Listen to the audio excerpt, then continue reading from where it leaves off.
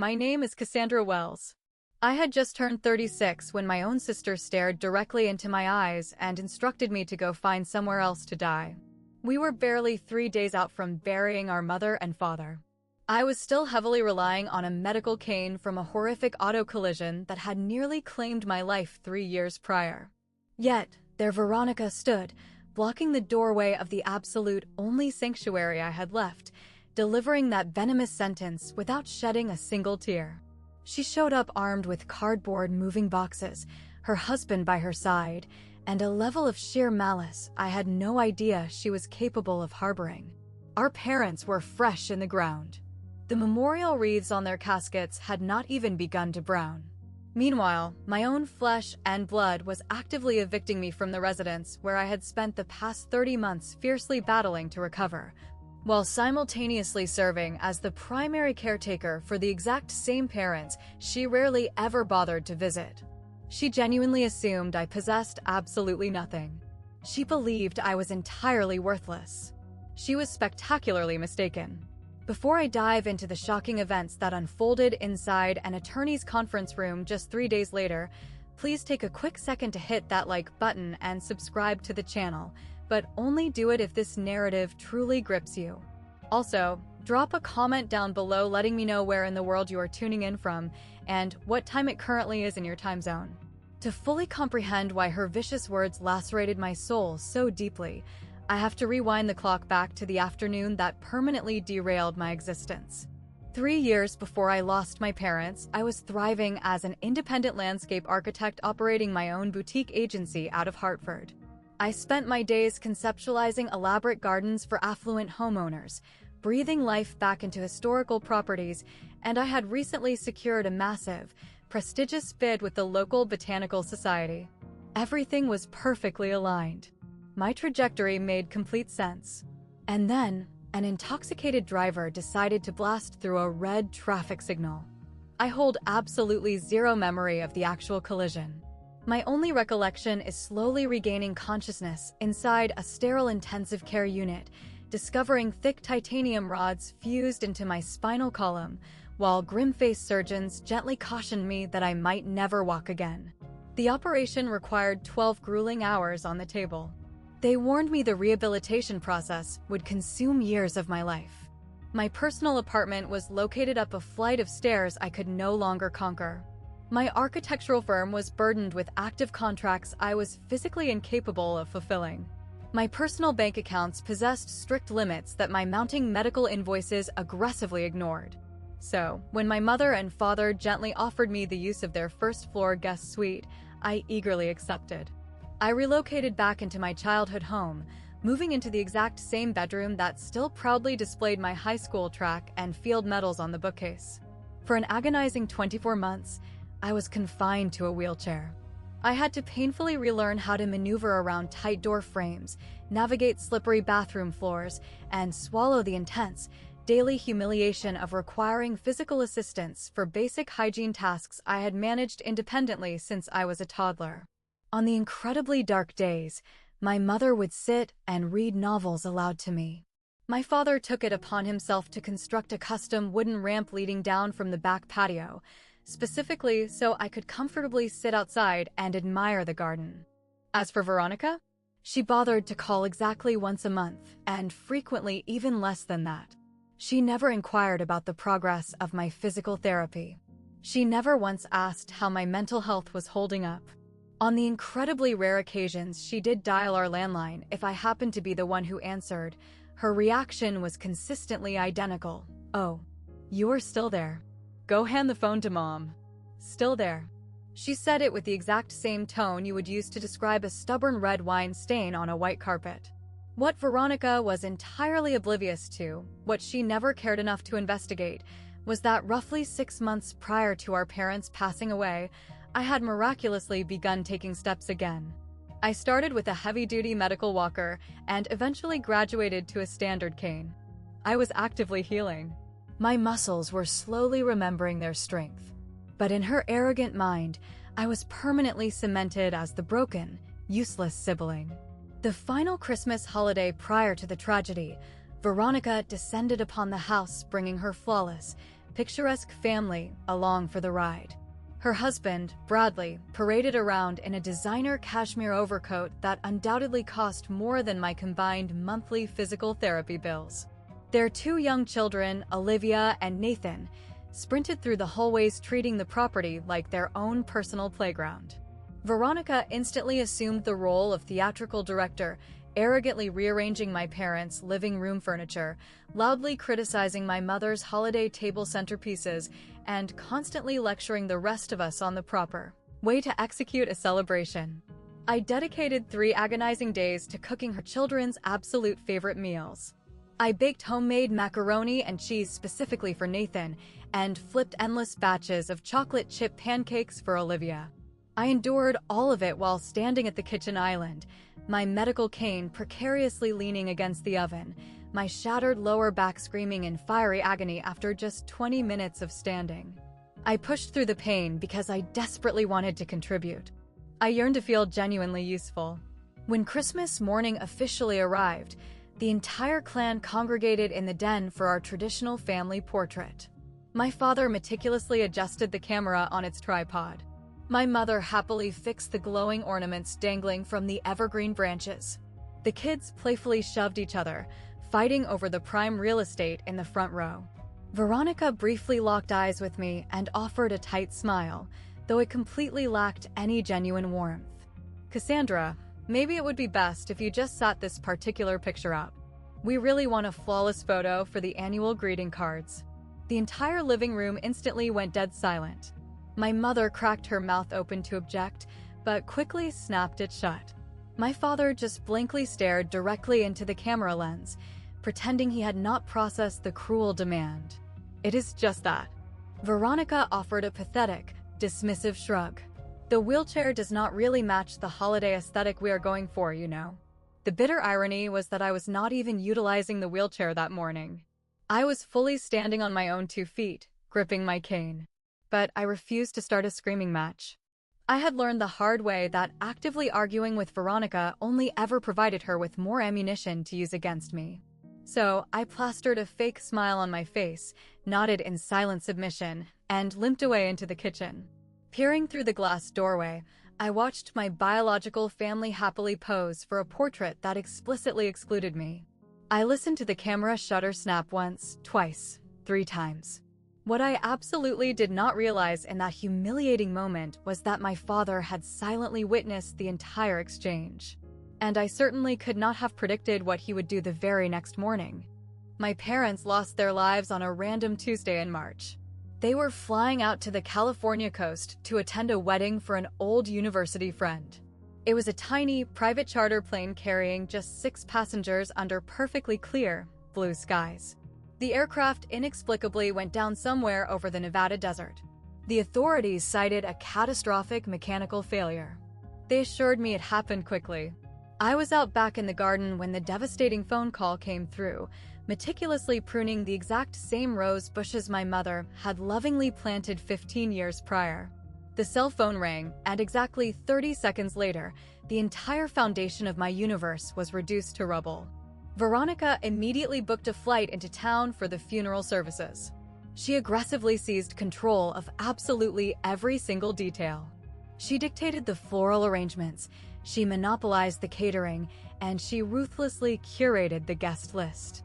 I was far too consumed by a paralyzing, suffocating grief to muster the energy to fight her on it. As I sat shivering in the front pew of the church, I suddenly realized I did not recognize even half of the attendees in the room.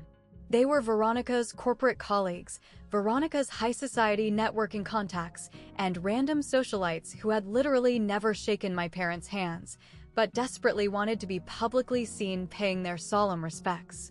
Exactly 3 days after we lowered them into the earth, Veronica coldly requested a private audience with me.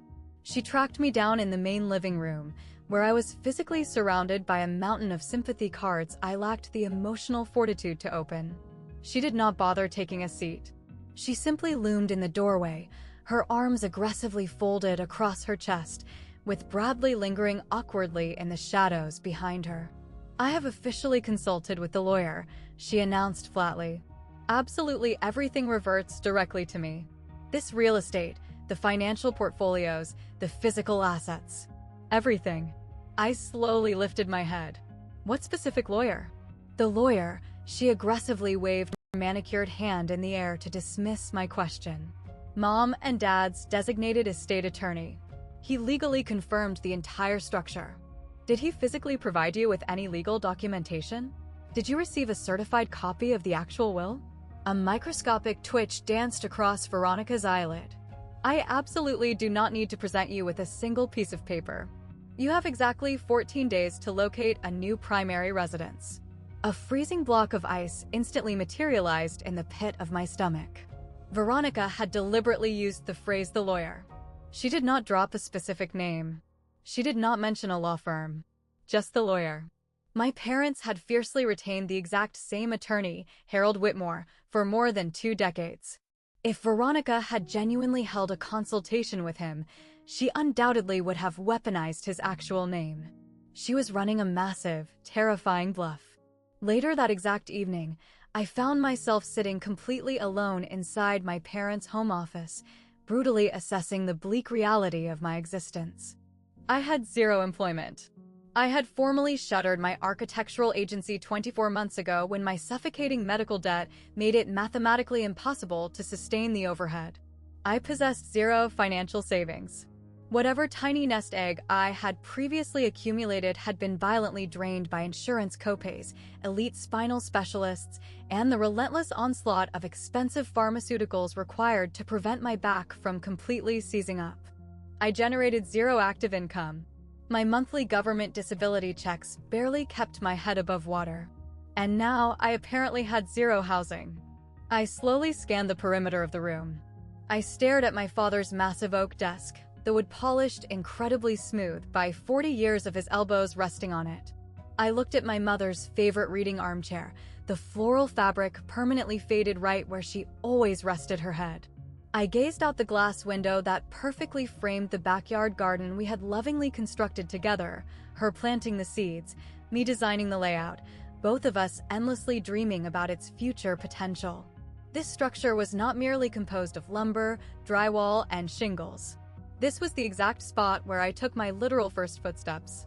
This was the concrete driveway where I scraped my knees learning to balance on a bicycle. This was the kitchen where my mother patiently taught me how to bake, and the living room where my father taught me how to debate politics. Every single square foot of this property harbored a sacred memory. Every shadowy corner contained a fragment of my parents' souls. If I passively walked out that front door right now, I would not just be losing a physical shelter. I would be violently losing them all over again. And even more devastatingly, I would be actively proving Veronica right. I would be silently accepting her twisted narrative that I was a useless burden who did not deserve a place in this world, and that my life held absolutely 0 value. I absolutely refused to accept that timeline. I was not going to roll over.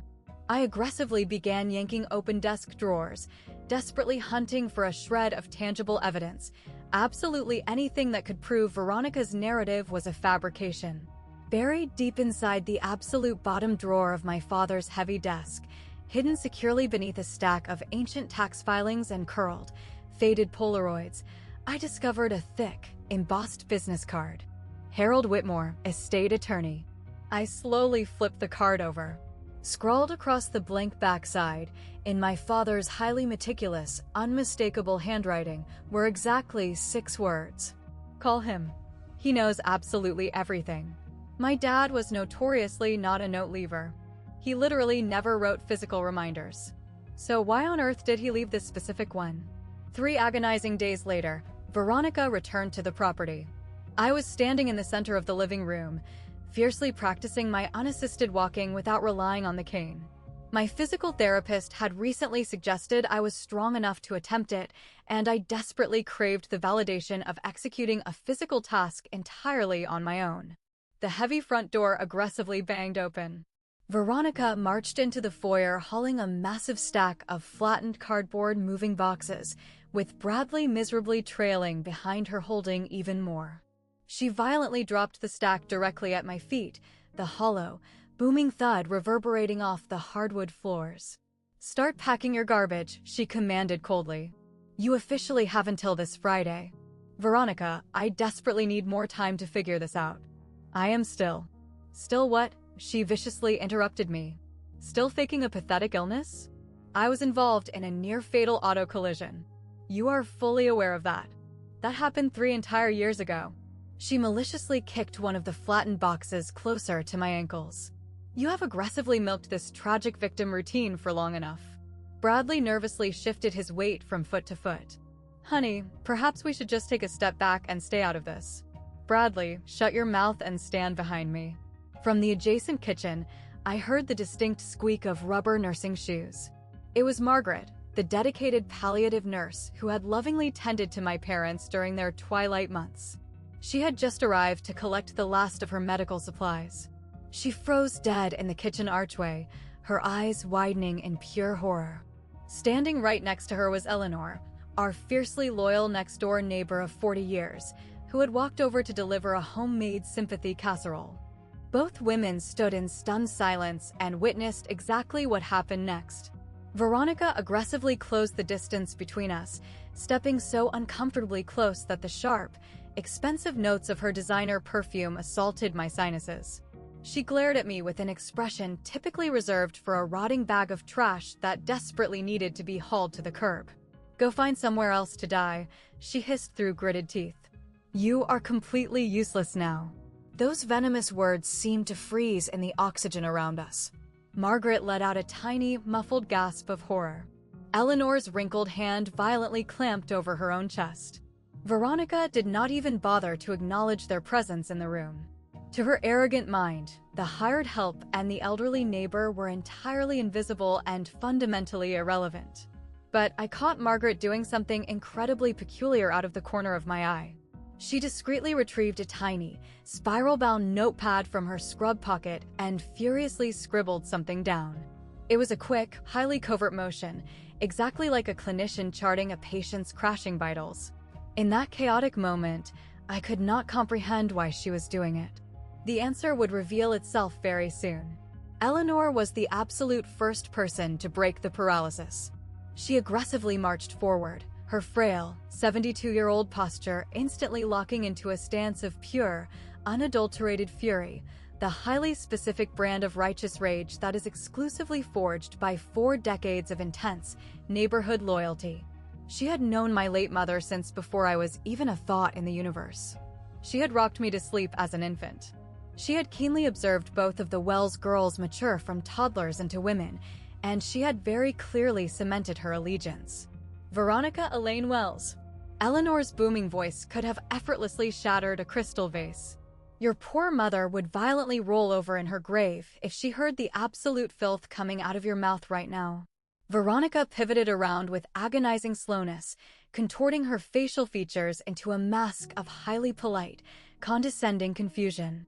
I am so sorry. Who exactly authorized you to inject yourself into this private conversation? I have been intimately involved with this family for 40 long years. That is significantly longer than you have even possessed a pulse on this earth, young lady. This is family business, and I was considered family before you even figured out how to crawl. Eleanor aggressively positioned her body directly next to mine, wrapping a fierce, protective hand around my trembling bicep. Margaret deeply loved both of her children, but she was absolutely not blind to reality, Veronica. None of us were blind. A micro-expression of something alien flashed across Veronica's perfectly contoured face. Perhaps it was a fleeting ounce of uncertainty, or perhaps it was simply deep, arrogant annoyance at being publicly challenged by an elder.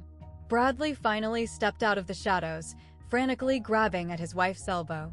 Vic, please come on. Let us just go. We can easily hammer out these details later. Do not lay a hand on me. She violently ripped her arm away from him, her pitch rapidly elevating. My mother explicitly left me in total command of this estate. Not her. And certainly not some washed-up neighbor who mistakenly believes she wields an ounce of authority here. Your mother did not leave you in charge of a single damn thing, Eleanor stated. Her tone was incredibly hushed, yet carried the devastating weight of a guillotine dropping. Not yet. The entire living room plunged into absolute, suffocating silence.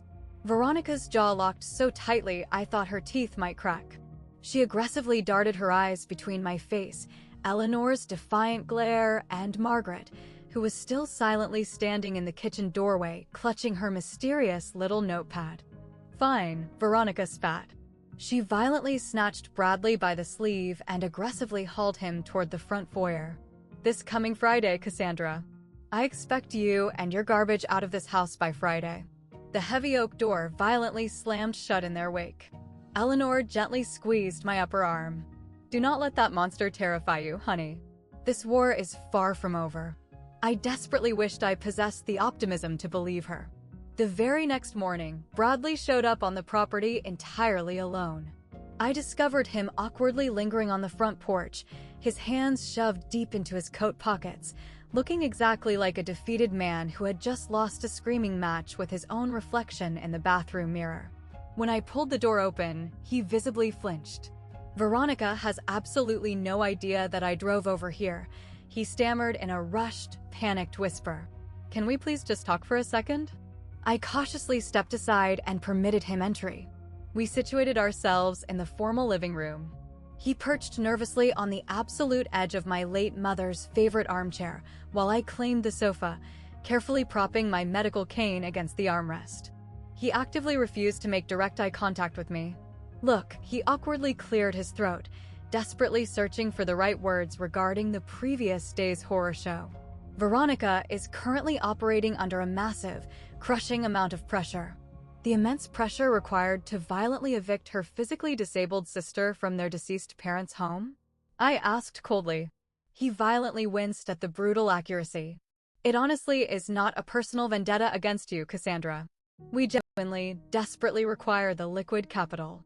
I went completely, utterly rigid. "Require? The total valuation of this property alone is..." He abruptly cut himself off, realizing his massive slip of the tongue.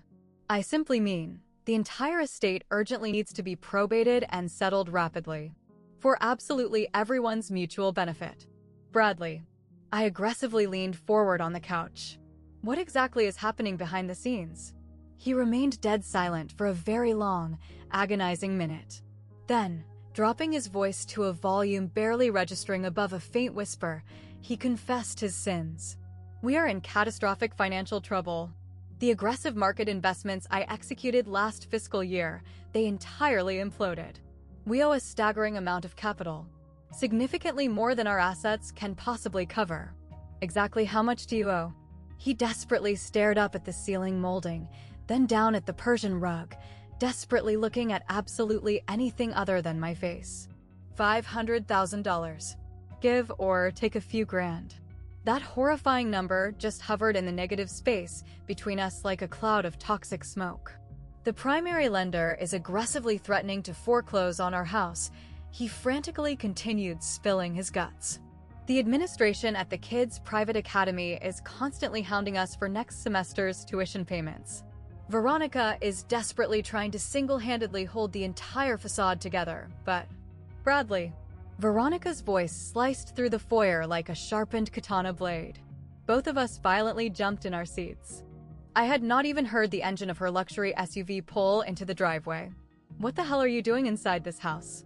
She aggressively charged into the room and violently snatched him by the bicep, her knuckles turning bone white from the sheer force of her grip. "We are leaving right this second. Now." As she forcefully dragged him backward through the front door, Bradley silently mouthed a single word in my direction. I could not definitively tell if his lips were forming the word "sorry" or if he was desperately mouthing the word "help." I know exactly what a lot of you might be screaming at your screens right now. Why on earth did not you fight back, Cassandra? Why did not you unleash a screaming match and defend yourself? Trust me, I obsessively asked myself that exact same question. But here is the profound lesson I have acquired through trauma. Occasionally, the absolute most devastating, powerful response you can possibly deliver is absolute silence. If you have ever survived a situation where a toxic person severely underestimated your intelligence, please type "I know" down in the comments section. And if you are burning with curiosity to discover exactly what exploded inside that lawyer's office 3 days later, please keep watching. Now let us jump back into the chaos. That exact same evening, I frantically dug through the desk and retrieved the embossed business card. Harold Whitmore, estate attorney. The blue ink scrawled across the back of the card practically radiated heat under the glow of my father's desk lamp. Call him. He knows everything. I snatched up the landline and aggressively dialed the digits before my anxiety could talk me out of it. The line rang exactly twice before a deeply resonant, highly measured voice answered the call. Whitmore Law Office. Mr. Whitmore, my name is Cassandra Wells. I am the youngest daughter of Robert and Margaret. A brief, heavy pause followed, and then his professional tone melted into something significantly warmer. Miss Wells, I have been eagerly anticipating your call. Something about the absolute certainty in his voice caused me to grip the plastic receiver significantly tighter. You have. Your late father explicitly assured me that you would eventually reach out to my office. He was actually quite adamant about it, to be perfectly honest. I could clearly hear thick parchment papers rustling in the background on his end of the line. I fully understand that your older sister has been aggressively broadcasting some highly creative claims regarding the estate's distribution. She alleges that she inherits the entire portfolio. She also claims that I personally verified this structure with her. He let out a dry, highly cynical chuckle. I have absolutely not exchanged a single syllable with Veronica since your parents' anniversary banquet over 4 years ago. She has most certainly not established any contact with my legal practice. The massive tidal wave of sheer relief that washed over my brain was so intense it almost made me pass out. So, she is running a massive bluff. I absolutely would never presume to legally characterize your sister's verbal statements, Harold replied diplomatically. However, what I can definitively confirm for you is that your parents were incredibly, meticulously specific regarding their final wishes. He paused for dramatic effect. Incredibly specific, Miss Wells. What exactly does that imply? It implies that I would highly prefer you physically come down to my practice prior to the official, family-wide reading. There are several highly complex aspects of this, that demand proper historical context. Another long, heavy pause.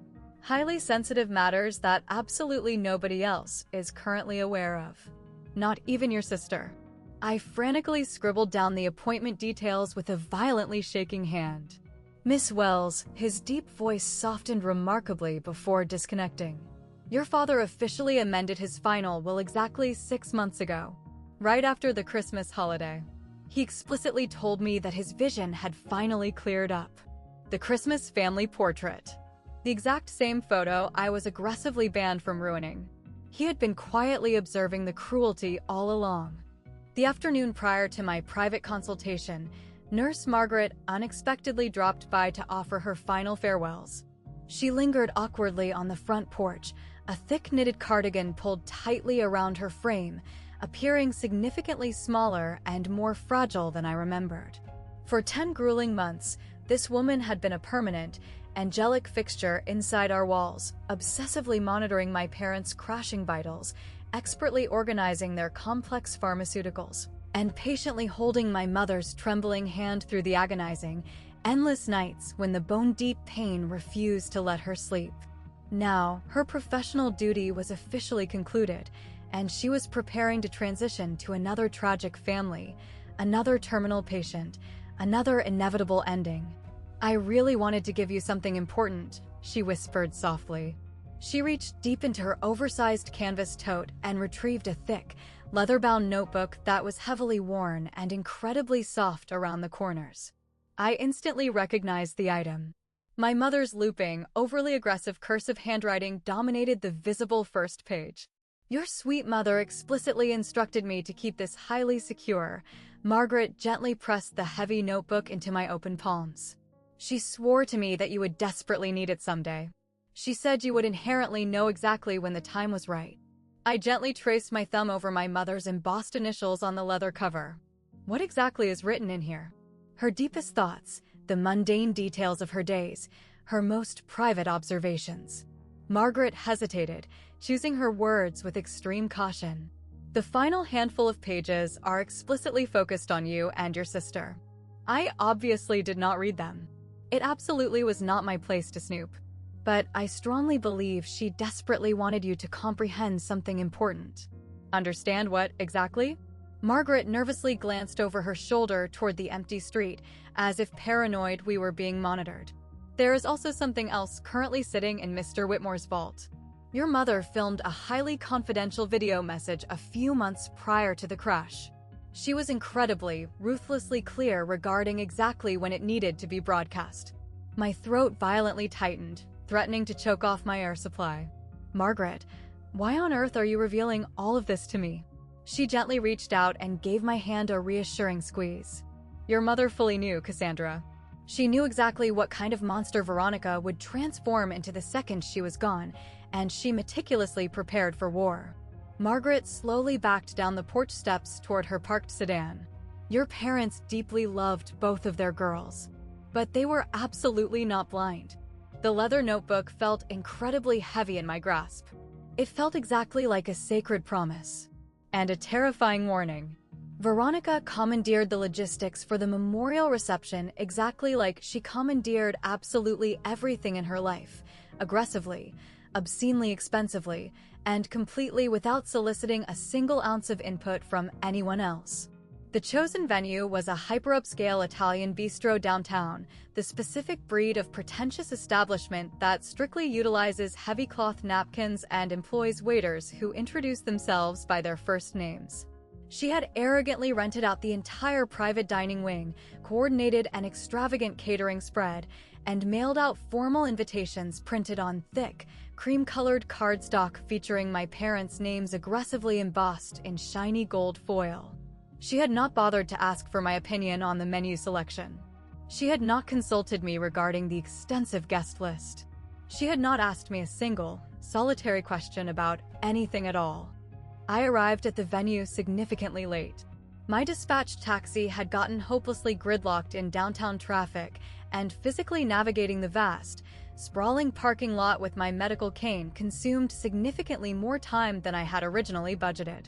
By the time I finally reached the grand double doors of the private dining suite, Veronica was already proudly positioned at the absolute head of the massive, sprawling banquet table. She was elegantly gripping a crystal goblet of imported wine, actively delivering a highly rehearsed speech. Over 40 individuals sat silently before her. It was a bizarre sea of faces, elderly aunts and uncles I could barely identify, ancient acquaintances of my parents whose names had completely evaporated from my memory, Bradley's wealthy corporate business partners, and literally the entire roster of Veronica's pretentious suburban book club. It was a massive crowd where a tiny fraction was genuinely grieving, while the vast majority were simply attending so they could be publicly perceived paying their social respects. They dedicated their entire existence to building this family, Veronica proudly projected to the room. Her voice carried that highly specific, theatrical pitch she strictly utilized when she desperately wanted a room full of people to worship her. And I solemnly swear to protect and honor that beautiful legacy. This massive estate, this incredible community, absolutely everything they meticulously constructed. I will fiercely defend it.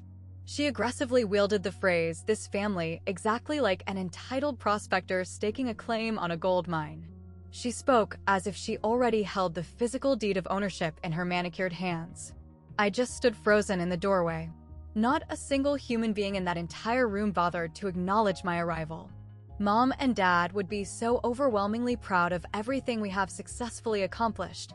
Veronica seamlessly continued her monologue. The powerful Wells name will successfully endure for generations. I will personally guarantee it. I gripped the wooden handle of my medical cane until my knuckles turned completely white.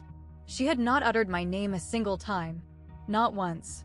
It was horrifyingly clear that I had already been completely, surgically erased from the specific family narrative she was so violently determined to protect. Eventually, somebody near the back of the crowd noticed me hovering in the shadows. A low, hushed murmur rapidly rippled across the dining room, and dozens of heads awkwardly swiveled in my direction. Veronica's flawless, rehearsed speech violently faltered for a fraction of a second before she rapidly recovered her composure, plastering a sickeningly fake smile across her face. Cassandra, you finally made it. The highly condescending tone she utilized, treating my physical presence like a highly unexpected, deeply inconvenient afterthought, made my skin physically crawl. I slowly navigated my way toward a completely empty chair situated near the absolute back of the room, the rubber tip of my cane loudly, rhythmically tapping against the polished hardwood floor in the dead silence. "Veronica," a sharp voice suddenly echoed from the dead center of the long table. It was Aunt Dorothy, my late father's fiercely outspoken older sister. What exactly is the plan for Cassandra? Where is she going to permanently live now? That incredibly loaded question just hovered menacingly in the ambient air. 40 pairs of eyeballs nervously darted back and forth between the two of us. Veronica's plastic smile did not waver a single millimeter. Cassandra is actively formulating her own independent plans. She is currently in the process of transitioning. Transitioning to exactly where? Dorothy aggressively pressed the issue. Veronica offered a highly delicate, dismissive shrug of her shoulders. Wherever she can safely manage to secure housing. She has always been an incredibly resourceful girl. A handful of sycophants in the crowd actually chuckled. They were tiny, highly nervous little laughs, the exact kind of awkward sound people produce when they are desperately unsure of how to react to cruelty. But the horrifying fact remained. They laughed. I stood perfectly still, heavily leaning on my cane, absorbing the crushing weight of every single gaze in the room. A few guests looked at me with deep, agonizing pity. Others stared with blatant, harsh judgment. The vast majority simply averted their eyes, incredibly uncomfortable and desperate to return to sipping their expensive wine and making trivial small talk. Veronica gracefully glided past my chair on her way to enthusiastically greet a wealthy couple at a neighboring table. As she brushed past my shoulder, she aggressively leaned in close to my ear. "I explicitly warned you to stay home tonight," she hissed in a venomous whisper. "You are completely embarrassing yourself in front of everyone." I did not offer a single syllable in response. My brain instantly flashed back to the brilliant strategic advice Harold Whitmore had offered me inside his office just that morning. Let her talk, Cassandra. Let her dig her own grave. The more garbage she spews right now, the absolutely deafening the silence will be later. So I simply pulled out my chair, sat down, folded my hands neatly in my lap, and patiently waited. Veronica had absolutely zero concept of the nuclear bomb that was about to drop on her head. Exactly 20 minutes later, Eleanor aggressively stormed into the private dining room. She was fully draped in morning black, but her facial expression looked entirely capable of curdling fresh milk. She furiously scanned the crowded room until she located me sitting completely alone at my isolated corner table, aimlessly pushing cold pasta around my ceramic plate. Her furious gaze then immediately locked onto Veronica, who was currently holding court over near the mahogany bar, loudly cackling at some mundane joke Bradley had just delivered. Eleanor's jaw locked into a terrifying position. She marched straight over to my table. "Is it actually true?" she demanded the second she sat down. "What your Aunt Dorothy just texted me." Did Veronica seriously stand up there and announce to a crowd that you are transitioning out on the street? I gave her a tiny solemn nod. Eleanor violently shoved her chair back and shot up to her feet. Before my brain could even process her intentions, she aggressively elevated her voice to a booming volume designed to slice cleanly through every single overlapping conversation in the room. Margaret and Robert would be utterly, completely ashamed of themselves if they could see this absolute circus right now. The dining room instantly plunged into absolute, terrified silence. Veronica slowly pivoted around, her crystal wine glass frozen awkwardly halfway to her lips. "Excuse me." Veronica's voice was absolute, freezing ice. "You heard exactly what I said." Eleanor did not even blink.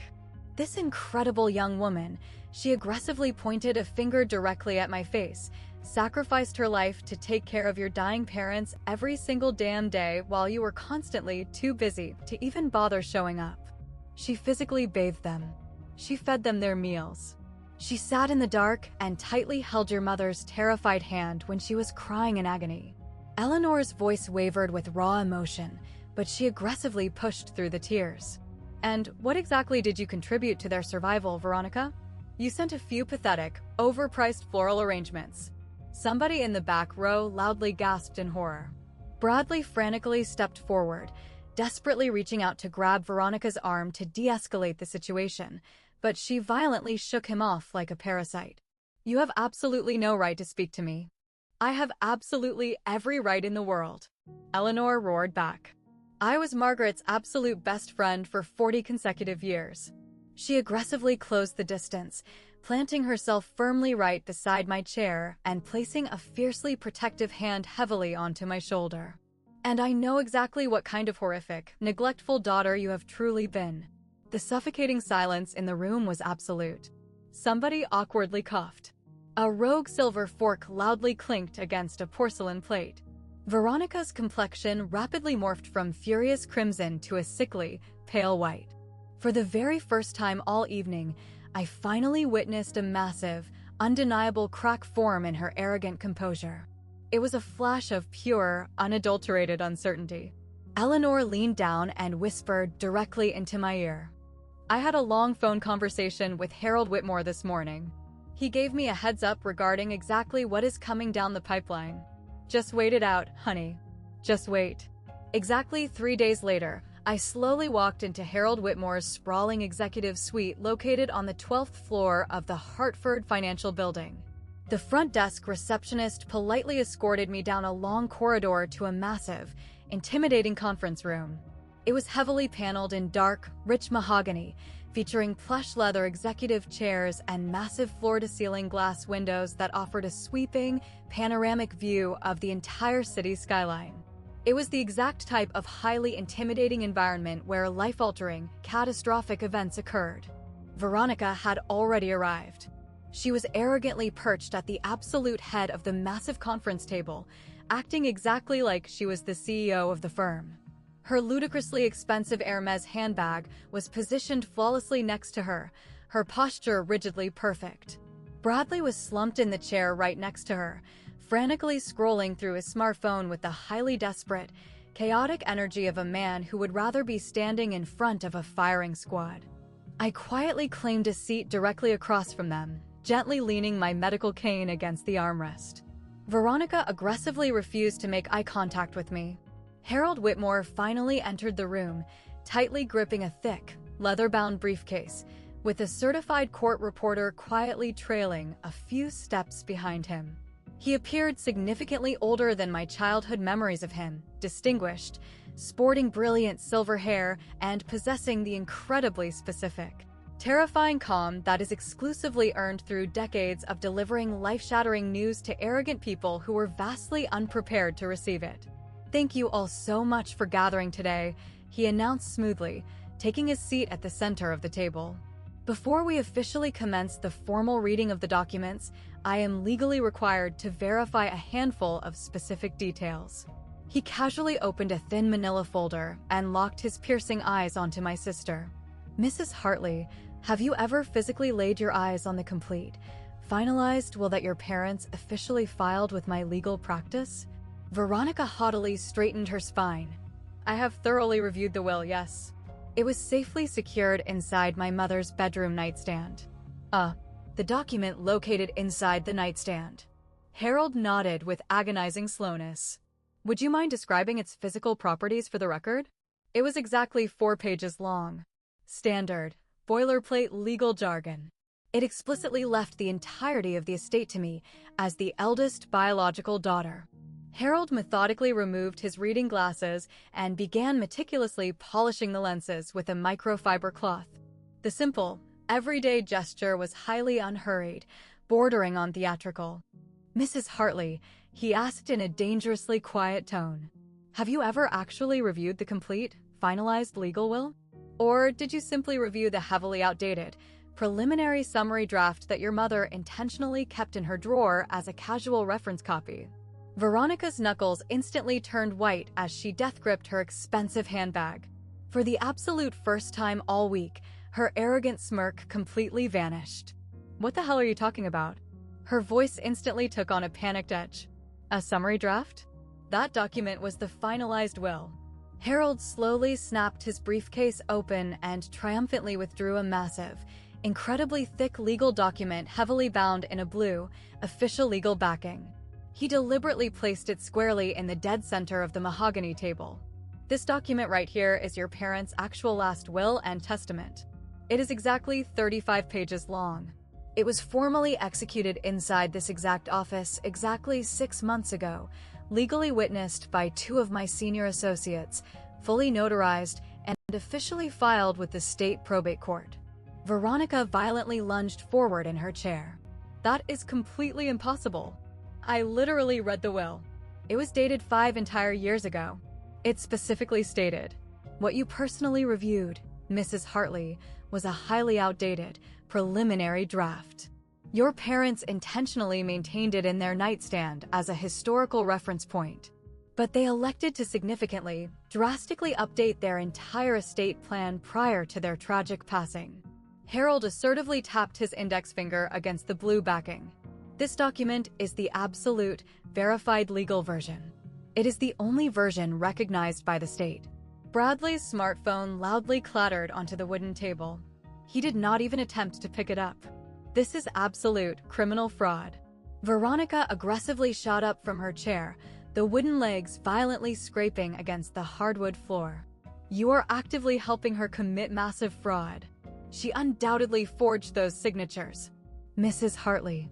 Harold did not elevate his volume by a single decibel, but his tone instantly morphed into absolute, terrifying steel.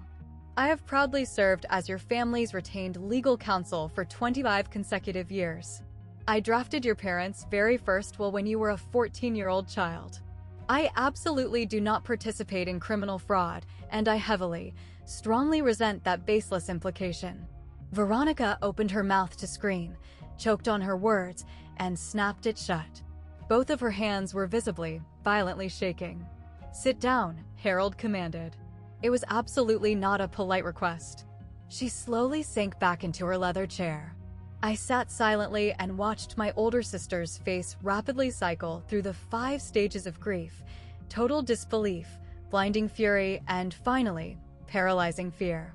When her eyes finally darted over to look at me, there was an entirely new, alien emotion lurking in her pupils. It looked horrifyingly close to absolute panic. They would never, ever do this to me, she frantically whispered to herself. They just would not. Harold slowly began turning the thick parchment pages. Perhaps it would be highly prudent if we simply allowed your parents to speak for themselves. The massive conference room suddenly felt incredibly claustrophobic. The oxygen felt frighteningly thin, and I inherently realized that the entire trajectory of my universe was about to violently shift. Harold read the legal text with agonizing, deliberate slowness, ensuring he assigned crushing weight to every single syllable. To our eldest daughter, Veronica Louise Wells Hartley, we formally leave our entire primary investment portfolio, currently valued at approximately $16 million, to be firmly held inside a strictly managed, irrevocable trust. Veronica is legally authorized to withdraw a maximum allowance of exactly $60,000 per calendar year. The entirety of the remaining balance is to be fully distributed to her biological children upon the occasion of their 30th birthdays. Veronica let out a horrifying, guttural sound, exactly like she had just been violently sucker-punched in the stomach. A managed trust? Bradley aggressively leaned over the table, his eyes wide with pure terror. What on earth do you mean, a trust? We desperately require that liquid capital right now. Harold seamlessly continued reading the document, entirely ignoring Bradley's panicked outburst. The legal document also includes a highly personal letter drafted by your parents explicitly outlining their logical reasoning. Shall I proceed with reading it? Yes, I demanded loudly, completely cutting Veronica off before she could formulate an objection. Harold gently adjusted his reading glasses. We love Veronica with the entirety of our hearts. However, we have agonizingly watched her violently struggle with catastrophic financial decisions throughout the entirety of her adult life. We have watched massive amounts of wealth simply evaporate into bizarre business ventures that never successfully materialized. We absolutely do not wish for our entire life's work to be completely squandered within a single calendar year of our passing. This restricted trust is absolutely not intended as a malicious punishment. It is strictly designed as a necessary protection. Veronica's complexion had rapidly drained from pale white to a sickly, horrifying shade of gray. Bradley was intensely staring at the grain of the conference table like he was praying a sinkhole would miraculously open up and swallow him whole. Now, Harold smoothly turned several heavy pages. Regarding the primary family estate and the surrounding acreage, currently valued at approximately $4.5 million. My lungs completely forgot how to process oxygen. We legally leave our primary residence to our youngest daughter, Cassandra Wells, with the strict, binding condition that the property may not be legally sold or liquidated for a minimum period of 10 years. Cassandra has served as our ultimate comfort and our most dedicated companion throughout our final, twilight years. She has lovingly tended to our beautiful garden. She has patiently held our hands through the darkness, and she has provided us with unimaginable peace. The house legally belongs to her. She has undoubtedly earned it. My peripheral vision completely blurred with hot tears. Somewhere in the distant background of the room, Veronica was loudly screaming something, frantically objecting, violently demanding an investigation. But I literally could not process a single word she was saying.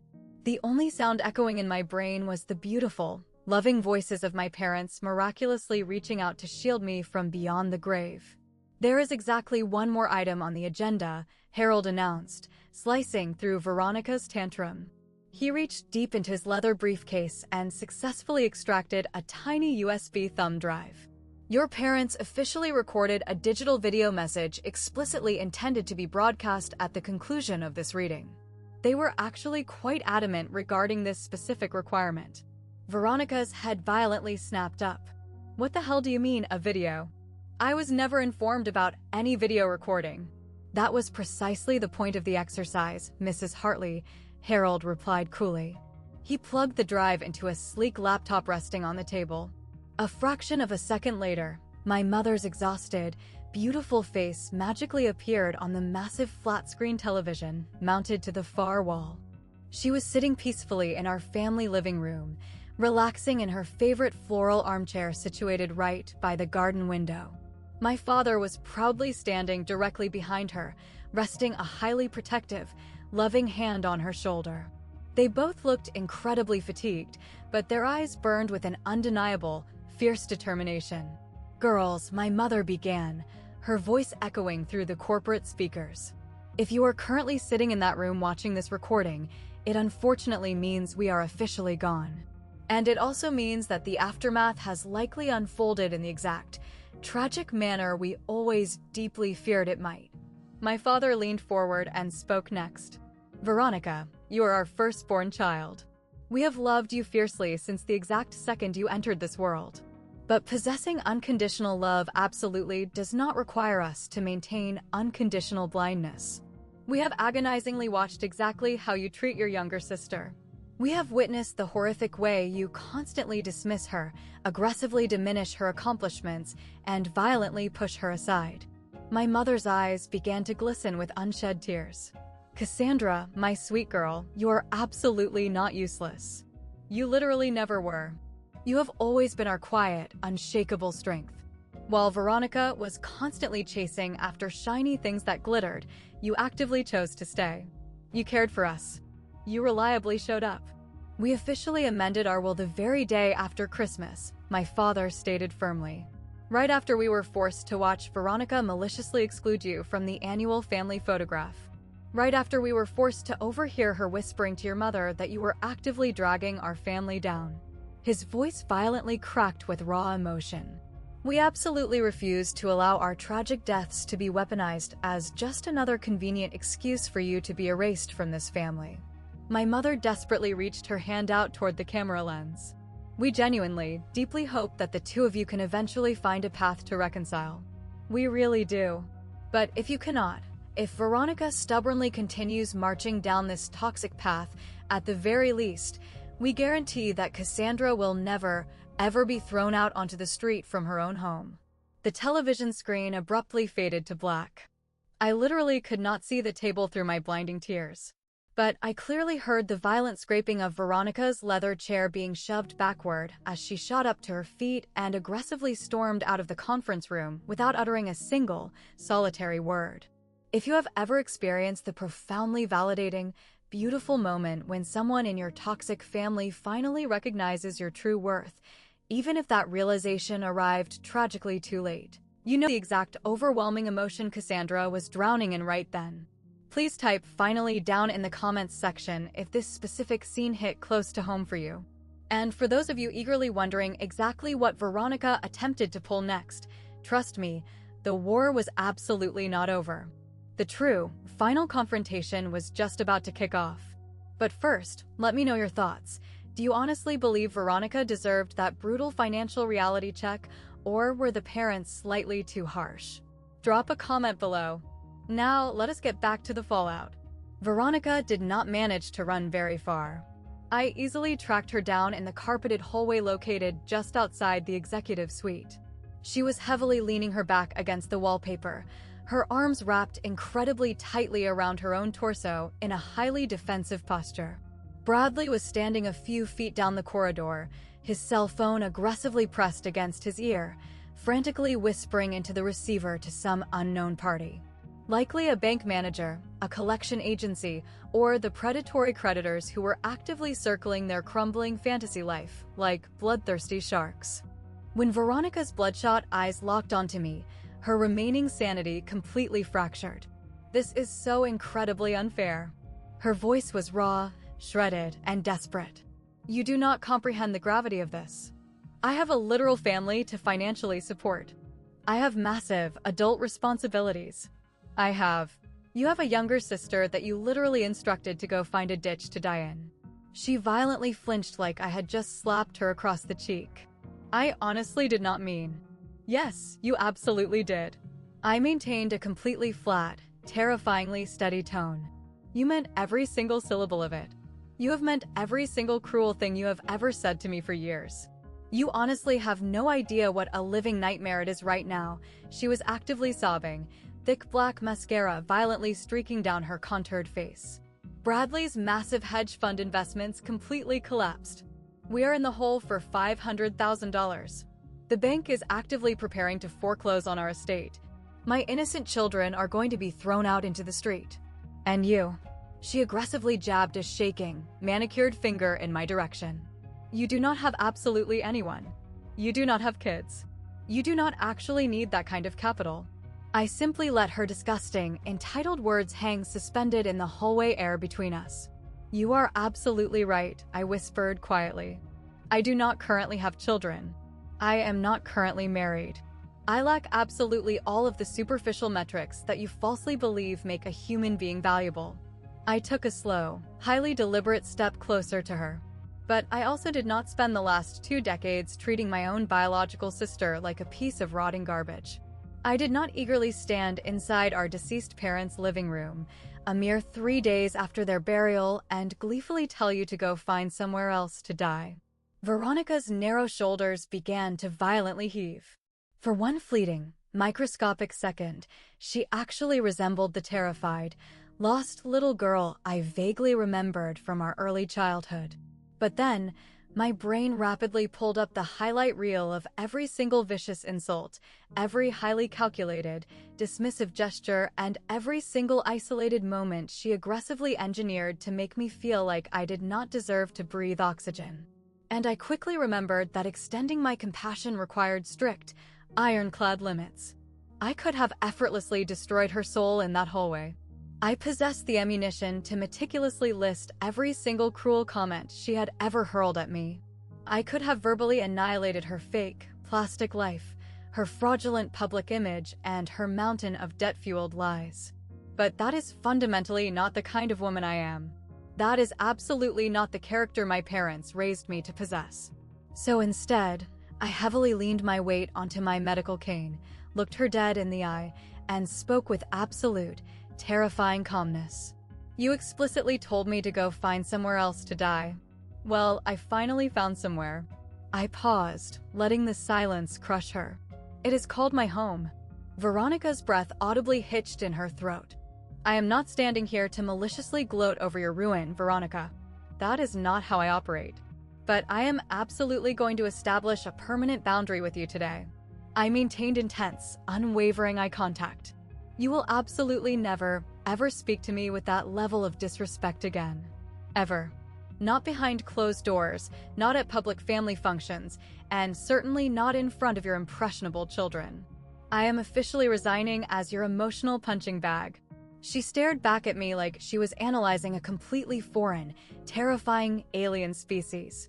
"However, I do have a highly specific business proposal for you," I continued smoothly. "The restrictive trust is scheduled to release 60 grand to you annually. That is a substantial sum, but I am well aware it will not immediately extinguish your massive debt crisis." I took a deep, stabilizing breath. "I am financially willing to personally loan you the exact amount of capital required to satisfy your banking creditors.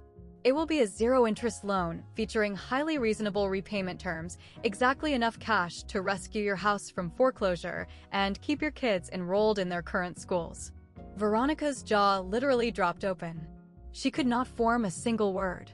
"But there is exactly one non-negotiable condition attached to this offer." I firmly held up my index finger. "You are going to host a massive family dinner. You are going to invite every single person who attended that highly pretentious memorial reception. And standing in front of that entire crowd, you are going to publicly, loudly apologize to me. You will explicitly tell the room exactly what you said to me regarding my death, and you will explicitly confess to everyone that you were completely, utterly wrong." The corridor went dead silent. Bradley had completely abandoned his phone conversation. He was staring at me in total horror, looking at me like I had just sprouted a second head. Veronica aggressively wiped the smeared mascara away from her eyes. "And if I refuse your terms? Then you are entirely on your own to figure out your impending bankruptcy. The choice is 100% yours." Veronica did not offer a rebuttal. She did not scream. She simply shot a panicked look over at Bradley, who immediately averted his gaze to the patterned carpet.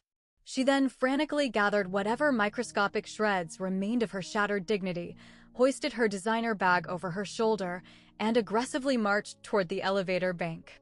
Bradley miserably trailed behind her without casting a single backward glance. The stainless steel elevator doors slid shut, and I was finally left entirely alone in the quiet hallway. A few moments later, Harold Whitmore miraculously materialized by my side, gently placing a highly reassuring hand on my elbow. "Miss Wells, we still have a mountain of official legal paperwork to execute." I nodded numbly and followed him back into the grand conference room. The stenographer had already packed up and departed. The television monitor was completely black. It was just Harold, me, and the overwhelming, suffocating weight of everything that had just violently shifted in the universe. He methodically slid stacks of dense legal documents across the mahogany, property deeds, massive financial account transfers, trust signature pages. I methodically signed exactly where he pointed, my hand still vibrating with residual adrenaline. "Your parents were so incredibly proud of the woman you became," Harold murmured softly as I inked my signature onto the absolute final page. "They bragged about you to me constantly. Your mother, specifically." He slowly removed his reading glasses and aggressively rubbed the bridge of his nose. "She explicitly told me that your quiet presence was the absolute only thing that made her final, agonizing months on Earth even remotely tolerable." I literally could not force a single word out of my throat. "Oh, she also requested that I deliver something else." Harold retrieved a thick, heavily sealed envelope from his briefcase. "She explicitly commanded me to hand this to you the second the reading concluded. It is a highly personal letter, exclusively for your eyes." I accepted the envelope with shaking fingers. My mother's unmistakable, looping handwriting was scrawled across the front, "For Cassandra. Open it only when you are truly ready." "Just one final detail," Harold announced, standing up to formally shake my hand. "Your late father specifically asked me to relay a message to you. He explicitly stated that he ordered the massive changes to the will the very morning after Christmas." Harold's professional voice suddenly caught in his throat with raw emotion. He said he finally, clearly comprehended exactly which of his daughters viewed them as actual human beings and which daughter merely viewed them as a walking ATM machine.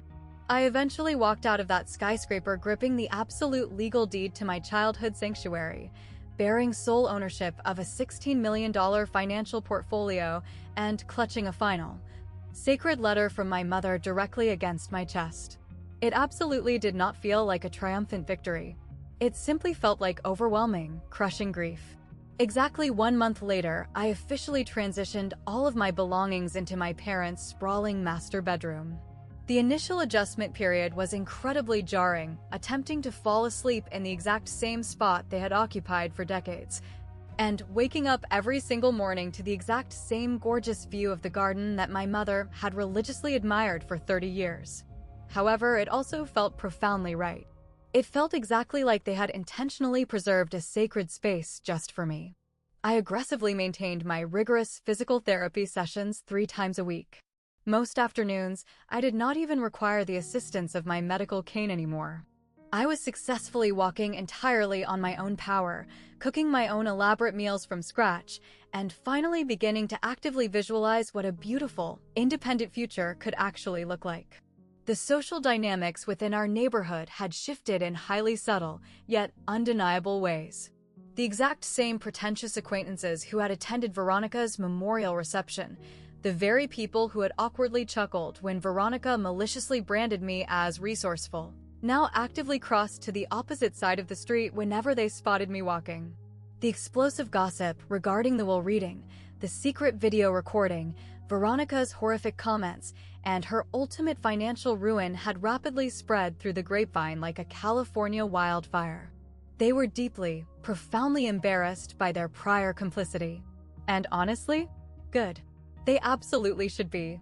Veronica and Bradley were ultimately forced to liquidate their sprawling, luxury estate in Greenwich for a desperate, fire sale price of $720,000. After satisfying the aggressive banks and paying off their towering mountain of debt, they were left with barely enough liquid cash to cover a basic security deposit on a cramped, 2-bedroom apartment located in a highly undesirable town 40 minutes away. Bradley was unceremoniously terminated from his prestigious hedge fund firm the exact second his catastrophic, failed investments were dragged into the corporate light. There were massive whispers regarding highly illegal, unreported client losses and furious corporate lawsuits. He was currently pulling shifts at a tiny, regional bank branch, earning a pathetic fraction of his former astronomical salary. Their kids were instantly yanked out of their elite private academy and enrolled in the local public school system. Veronica desperately lied to her remaining socialite friends, claiming the transfer was simply because the public school possessed a vastly superior performing arts program. Absolutely nobody believed her fabricated nonsense. She actually broke down and called my cell phone exactly 4 weeks after the lawyers' meeting. "Is your financial offer still currently on the table?" Her voice sounded completely dead and utterly exhausted. "Yes, it is. I am absolutely not emotionally ready to issue a massive public apology yet." I remained entirely silent on the line for a long moment. "Then I am absolutely not ready to write you a massive check." The line abruptly clicked dead. But the undeniable fact remained. She had actually called. It was not anywhere close to genuine forgiveness or reconciliation, but it was the very first microscopic footstep on the long, grueling road toward personal accountability. Exactly 3 months following the reading, I finally summoned the emotional fortitude to crack open my mother's leather-bound diary. I had been obsessively carrying the book around the house ever since Nurse Margaret gifted it to me, permanently storing it on my nightstand, and occasionally just gripping it tightly against my chest while attempting to fall asleep. But I simply had not possessed the courage to actively read the pages. The terrifying prospect of hearing my deceased mother's internal voice echoing through her handwriting felt exactly like tearing open a massive, gaping surgical wound that I was not entirely convinced I possessed the skills to stitch back together. But that specific evening, sitting peacefully outside in her beloved garden underneath a blanket of brilliant stars, I finally felt ready. The initial entries were incredibly mundane and ordinary. Long grocery checklists, tedious medical appointment reminders, brief meteorological observations, and highly detailed notes regarding which specific flowers were currently in bloom. My mother had always operated as a deeply practical, grounded woman, even within the confines of her most private, internal monologues. Then I finally arrived at the absolute final 10 pages, which were exclusively dedicated to Veronica. I love my eldest daughter with all my heart, but I am absolutely terrified for her future soul, my mother had written. She constantly chases after a fleeting high she can never successfully catch, superficial social approval, the illusion of massive success, the pathetic appearance of absolute perfection. I desperately hope and pray she manages to find genuine peace someday. I hope she finally realizes that what she currently possesses is already more than enough. And then, she began writing about me. Cassandra has absolutely no concept of how profoundly she rescued us after her horrific accident when she relocated back home. I originally assumed I was generously taking care of her recovery, but the reality is she was actively taking care of us. Simply by existing in this house, quietly making us breakfast, reading chapters aloud to me, peacefully sitting beside Robert out in the garden, she entirely saved us from a suffocating, terrifying loneliness that I did not even realize we were slowly drowning in. The absolute final entry was dated exactly 3 weeks prior to the fatal plane crash. Cassandra is my absolute perfect mirror. She is incredibly patient, deeply quiet, and remarkably strong in subtle ways that absolutely nobody bothers to notice until it is tragically too late. I deeply regret not telling her this more frequently. I should have boldly spoken these words out loud instead of cowardly hiding them inside this book. If you are reading this right now, my sweet Cassandra, please know this fundamental truth. You were never, ever useless to us. You were absolutely everything to us. I gently closed the heavy leather cover and looked straight up at the night sky. The tears flowed freely down my face, but they felt entirely different this time. They were not heavy tears of suffocating grief. They were tears of absolute, euphoric release. Exactly 8 months after my parents' tragic passing, I officially re-entered the workforce. I started out strictly part-time, operating as a senior design consultant for a highly respected landscape architecture firm in downtown Hartford. I accepted smaller, low-stress projects, absolutely nothing overly physically demanding, but it felt incredibly therapeutic to actively utilize my creative skill set again, and to physically witness something beautiful miraculously grow from nothing but dirt.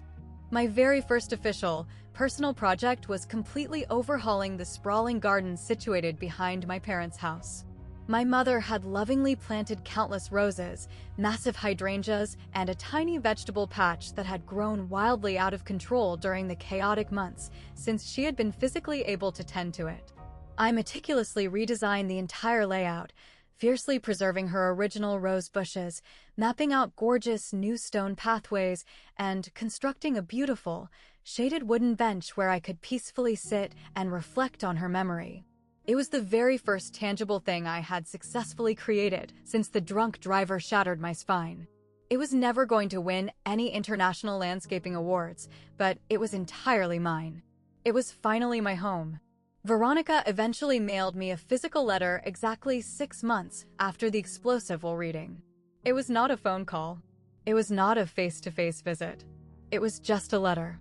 I have been doing a massive amount of agonizing thinking regarding everything you said to me in that hallway, about the horrific things I screamed at you, about the totality of this entire nightmare, she wrote. I am absolutely not emotionally prepared to issue a massive public apology in front of a crowd of people. I honestly do not know if I will ever possess the courage to be ready for that. But I desperately wanted you to know that I am actively trying to comprehend exactly why I morphed into this toxic, vicious person. And I am genuinely sorry for all of it, even if I physically lack the strength to say those words out loud to your face right now. I am so sorry. I sat at my desk and read the short letter 3 consecutive times. Then I gently folded the paper and placed it securely inside my top desk drawer, nesting it right next to my mother's leather diary and my father's life-changing business card. It obviously was not the grand, public apology I had explicitly demanded from her. It was not true, public accountability. But it was something. It was a tiny spark in the darkness. We absolutely did not become incredibly close after that letter arrived. We honestly probably never will be close again. But we could finally exist inside the exact same room without maliciously pretending the other person was invisible. We could politely exchange generic birthday cards in the mail. We could, perhaps, eventually begin to build an entirely new foundation. My name is Cassandra Wells. I was violently told I was entirely useless. I was ruthlessly instructed to go find somewhere else on Earth to die. I found my absolute home instead. If Cassandra's harrowing journey successfully reminded you that your inherent, fundamental worth is absolutely never defined by the toxic opinions of abusive people, I desperately want to hear from you. Please type "Boundaries Matter" down in the comments section if this specific narrative deeply resonated with your soul. And if you have ever been severely, maliciously underestimated by your own flesh and blood, please bravely share your story down below. I promise you, I read every single comment that gets posted. If you are craving more intense, emotional stories exactly like this one, please check out the highly recommended video linked down in the description box. And absolutely do not forget to hit that subscribe button so you never miss the next upload. Thank you so incredibly much for watching.